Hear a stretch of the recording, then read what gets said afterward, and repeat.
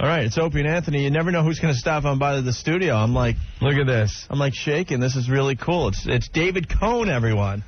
I didn't even know you were coming in today. Out of nowhere. Out of nowhere. How was your Thanksgiving? It was nice and quiet. It was in the Thanksgiving Day parade. Got thoroughly soaked out there, but had a good time. They didn't do much with the balloons this year, I noticed, on TV. They had them tied down. They were pretty much dragging them on the street. Yeah, they don't want them up in the air. They were, because the wind got a little out of control, so they were seriously like 2 feet off the ground. That's not fun. Giuliani gave orders to the police to shoot any errant balloons that might be ready to injure a small child. So, what's going on?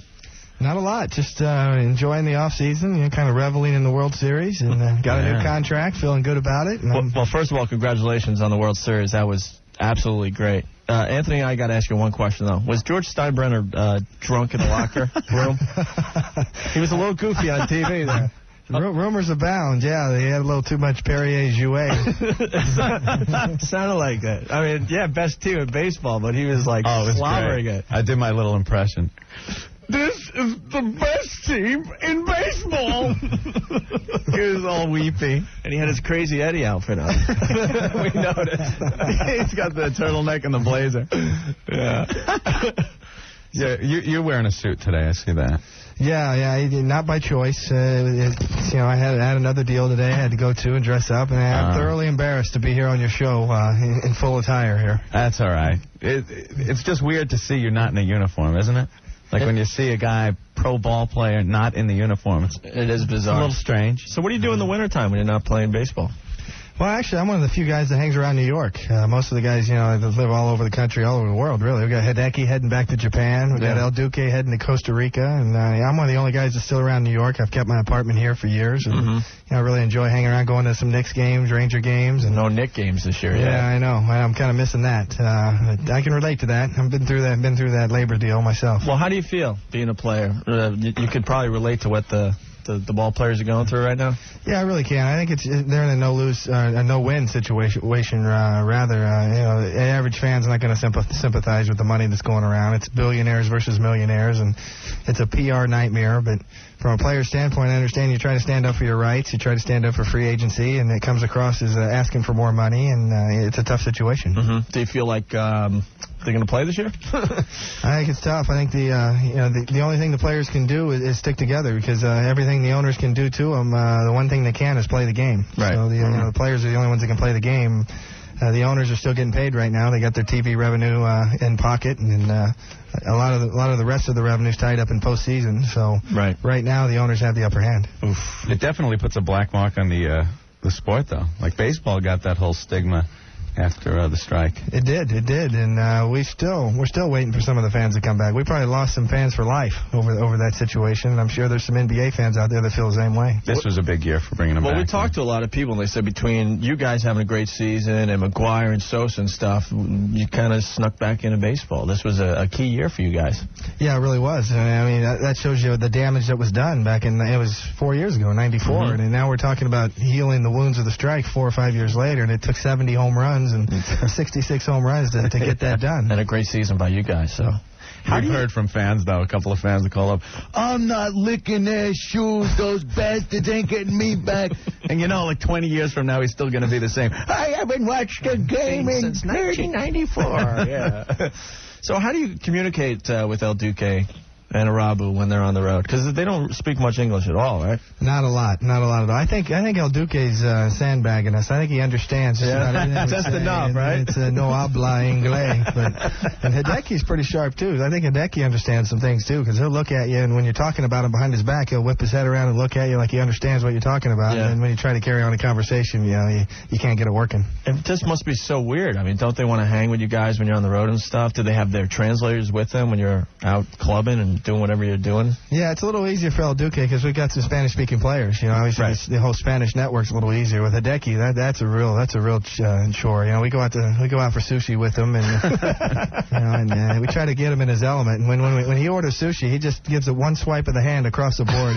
Everything, one of everything. Yeah, he's a big boy. The guy can eat some sushi. Very cool. You want to talk to a few of our listeners? Sure. All right. You do. Ho, ho, ho. Amazon.com. More than 3 million books, CDs, and videos. Up to 40% off. More holiday, less hassle. 1027 WNEW, the Rock of New York. It's Opie and Anthony and David Cone. What a treat today. We didn't even know he was coming in, and here he is in all his glory. Just signed that big contract. Yeah. How's that feel? I wasn't scheduled to be on. I just busted through the door and demanded my way on the show. He said off mic that he listens to Opie and Anthony every once in a while on his way to the stadium for the games. That's pretty good. He's the guy, huh? You're the one that listens to this show. At least it's you. So with the big contract, do the relatives, expect a real big Christmas present this year? Oh, David? definitely. Phone's ringing off the hook. You got all kinds of relatives. Not only the intermediate family, it's the cousins and the hangers on the peripheral that sneak through. Hey, Dave, yeah. Remember me? Yeah, I love the way you play second base. I need some cash. Don't even know. Hi, NEW. Hey, Dave, how you doing? All right. Hey, listen, I'm wondering, coming off a 20-win season, why wouldn't you take a 3-4 year deal, and why'd you stay for just one? Well, I'm not sure if I can make it 3 or 4 more years, first of all. I don't know how much I have left, but, in order to get a 2 or 3, 4 year deal, I would have had to go somewhere else. And, I like New York. I wanted to stay on the Yankees. We got a chance to win again, and, there's nowhere else I'd rather be. Very cool. Hi, NEW. Hello. Hi, what's up? Hey, how you doing? All right. I just wanted to ask Dave what he was saying to the Boomer there during the perfect game at the end. Oh. Well, yeah, you got to know the Boomer. Boomer and me are two of the flakiest guys in baseball, I think. And we can communicate on our own level. We got the two Davids there talking. That's what it is. Yeah, I think, towards that, it's taboo in baseball to talk to anybody with a perfect game or a no-hitter. You don't want to say the wrong thing. You don't want to jinx him. You don't want to tell him he has a no-hitter going. And nobody would even talk to him, but... I was kind of joking with him. I told him to break out his knuckleball for the last 2 innings. I said if he had any cojones at all, throw this knuckleball. Throw your knuckleball in the inning. He's got a lot of cojones. That's very good. Were you disguising yourself there at the end with the handshades? Nervous, yeah. Superstitious, I was just, I really was feeling for him. I've been in that situation. I've blown it. I haven't really. I've been that close before a few times, and I was really feeling for him because I knew it would change his life if he got that perfect game, and indeed it has. Thanks for an outstanding season. I actually made it from New York to Game 4, and I saw it, and I was thrilled. It still hasn't sunk in yet. Yeah. You guys are the greatest, the best in the game. The best team in baseball. Hi, NEW. You got a question for David? Yes. All right. Dave, what do you think about baseball players getting paid $50 to $100 for their autographs at card shows and things like that? Well, I think, it's a double-edged sword. I think some players out there, maybe take advantage of the situation a little bit. And I think there's other players that do some good with that money. Some guys sign for charity. Some guys do some good things with the money. I think the whole memorabilia market's crazy. I mean, to sign your autograph on a piece of cardboard and it's worth X amount of dollars to me is still pretty crazy. But there's a market out there. There's people that are paying for it, and there's players that are going to sign. Yeah, Bernie got in a little trouble. He's in the paper today, huh? Because he didn't stay? Yeah, he stayed for an hour. He was scheduled for an hour. He stayed for an hour, and then some fans started ripping up his pictures, saying, hey, we were online, and he didn't sign our stuff. Yeah, I think it helps if you're going to do those card shows that you actually look at the people and smile and shake some hands and actually stay for the time you're supposed to stay for. I think that probably helps a little bit. Yeah, okay. Man, you could just sit there and with a piece of paper and write your name in a sports memorabilia store. Hi, NEW. It's like printing money. Hey, Anthony, it's Ray from Long Island. How you doing? All right, man. All right, pal. David. Yes. I want to know, I know your pal Darryl is sitting home. I was wondering how he's feeling and if you're going to go visit him for the holidays. Well, from what I hear, Daryl's doing very well. He's out in Palm Springs. He's going through his chemotherapy routine, and apparently he's tolerating it very well so far. He's obviously not out of the woods. Everybody's still a little worried about him, but, he's a great guy. He really turned his life around. He's going through a tough battle right now. Well, we think he's going to be back. You're a great friend to stick by him and his family as well, and, taking his wife out and the kids on the field there. My hat's off to you guys. You guys stuck around thick and thin. And give them all my best for the holidays. Same to your family, and thanks for the thrill. All right, thank you. Thanks, pal. Hi, NEW. NEW. Yeah, how you doing? Good. You got a question for David? Sure do. All right. Dave, I was wondering if you or any of your teammates had any reaction to the whole Bernie Williams ordeal, I guess you can call it, as far as the amount of money he got, the kind of, I don't know, again, all I know is from the papers, the TV, the trouble he had to go through to get that money. Any ill feelings, or I guess you guys were supporting him 100%? No, there's no ill feelings. Right. You know, everybody loves Bernie. Right. He's a great part of our team. It's a cold business. Sure. You know, he's got a tough agent who went out there and really maximized the market for him. And it's the first time Bernie was a free agent, so he kind of learned what it was all about. And I think in the end result, though, as much money as he got, which is an enormous amount of money, he probably could have gotten more elsewhere. And once the Yankees got in the ballpark with their offer, he took it. Well, there you go. Can't blame him for that, I guess. Huh? No, yeah, that's what everyone's doing. INEW. Hey, what's up, guys? What's up? Listen, I wanted to ask Dave. My friend Paul Huderman and David Vargas were the ones that picked him up to make the bus for the parade that day.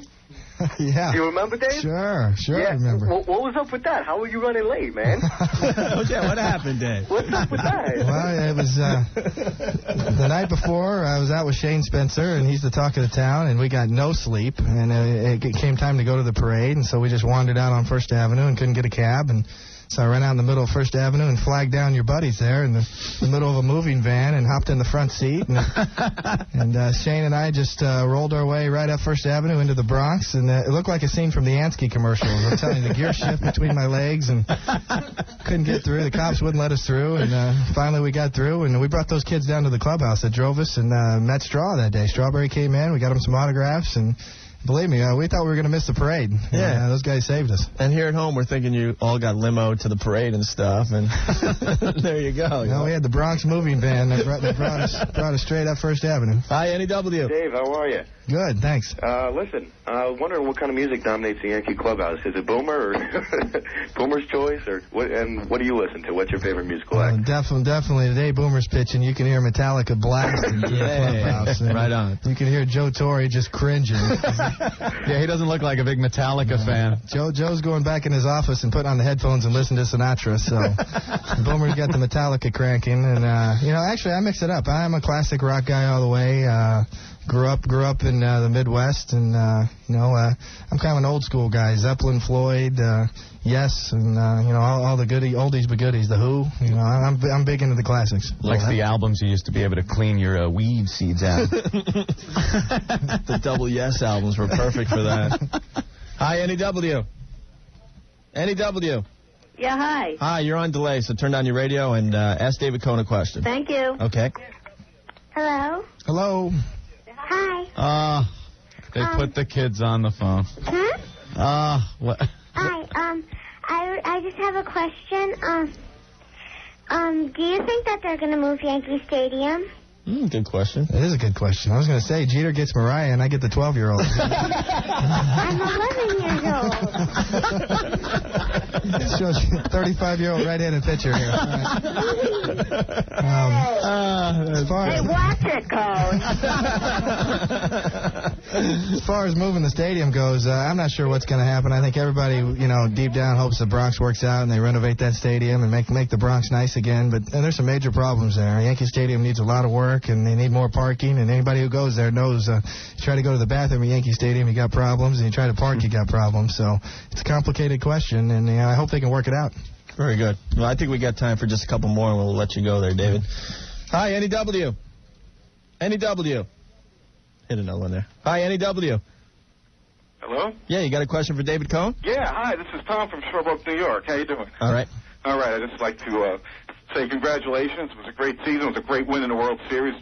Big-time Yankee fan. I just wanted to know two questions. What do you feel, how does it feel playing in Kansas City compared to the Big Apple? And what really happened in the bullpen at Shea a few years ago with those girls? Who's screening these calls, man? Let's go. Thought I had some coverage here. I think it's obvious you like to pitch in New York. So yeah, definitely. New York's a proactive crowd. I mean, they anticipate the flow of the game. Whereas Kansas City, I love Kansas City. They're polite, stadium, though, but in the it's more Midwest. like going to a movie. They kind of react to what happens, whereas New York tries to make things happen. They anticipate, you get two strikes on a guy, and they're into the flow of the game. And they really anticipate. As far as the bullpen at Shea, I was young. I've made some mistakes in my life, but I will never admit to that one. I guarantee you that one. There you go. Hey, what's the David Cone Foundation about? Actually, we're doing some work with the Westchester Medical Center. They're trying to build a new children's hospital out there. It's going to be one of the best in the nation from what we hear. And we kind of mix it up. You know, we do a little bit with Sloan Kettering, some of the cancer kids. And, you know, we've helped out the LaBelle Foundation, which is for wayward kids in upstate New York. So, you know, we're just starting the foundation. We're trying to figure out how to make it work and how to allocate the funds. But we've got some good ideas and trying to get it going. Very cool. Well, this has been a treat. Unbelievable. Definitely. David, thanks for stopping by. We really appreciate it. Sure, my pleasure. David guys. Cone, everyone. I mean, we never get a crowd in the studio, so let's hear it for David. On the way, we got some guns. Loaded up baked potatoes. Open up! Oh, I think they need the PA. Love you, John. I love you, Mom. New Campbell's Chunky Baked Potato Soups. All right, we still have David Cone in the studio. He wants to play DJ real fast, and you want to hear this one, David? Absolutely. You got to talk it up, okay? Well, I'm a big Who fan. I think one of the greatest rock and roll bands of all time, and Eminence Front, to me, is one of the classic songs in my book. All right. All right, now you got to tell them what station they're listening to. Oh, where are we at? Hey, where are we? Just kidding. Listen to it all the time. The only true classic rock station.